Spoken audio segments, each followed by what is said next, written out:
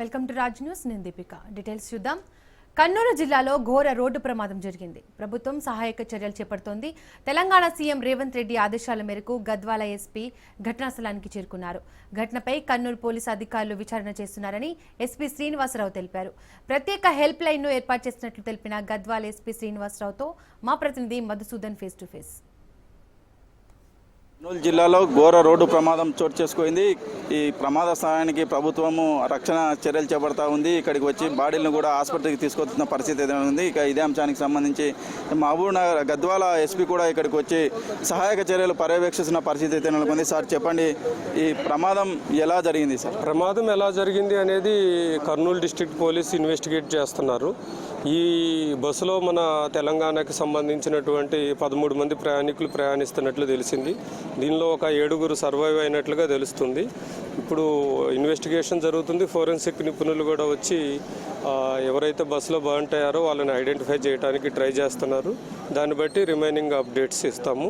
దీని గురించి తెలంగాణ ప్రభుత్వం హెల్ప్ లైన్ ఒకటి ఏర్పాటు చేయడం జరిగింది. ఈ బస్సులో ప్రయాణించినటువంటి ప్రయాణికులకు సంబంధించిన బంధువులు కానీ మిత్రులు శ్రేయోభిలాషులకి ఎప్పటికప్పుడు ఇన్ఫర్మేషన్ అప్డేట్ చేస్తుంది. హెల్ప్ లైన్ నెంబరు ఎట్లా ఇస్తున్నాం? ఆల్రెడీ మనం ప్రెస్కి కూడా ఇచ్చాము. ఒక నెంబరు 9912919545, రెండో నెంబరు 9440854433.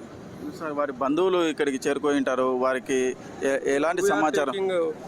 హెల్ప్ లైన్ నెంబర్ ఉంది హాస్పిటల్ దగ్గర. అదేవిధంగా డిస్ట్రిక్ట్ హెడ్ క్వార్టర్లో కూడా బంధువులకు కానీ మిత్రులకు కానీ వాళ్ళకి అన్ని రకాల ఏర్పాట్లు చేయడం జరుగుతుంది. అదేవిధంగా వీరిని సేఫ్గా ఎవరైతే సర్వైవ్ అయి ఉన్నారో వాళ్ళని సేఫ్గా బెటర్ ట్రీట్మెంట్ కోసం విత్ ప్రాపర్ ఎస్కార్ట్తో వాళ్ళ నేటివ్ ప్లేసెస్కి షిఫ్ట్ చేయడం జరుగుతుంది.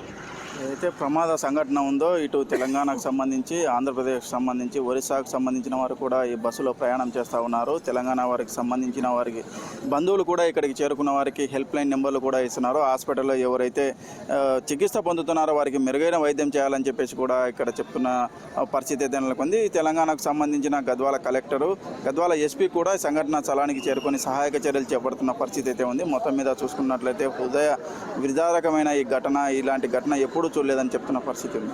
వీడియో జర్నలిస్ట్ శివశంకర్తో మధు, రాజ్ న్యూస్.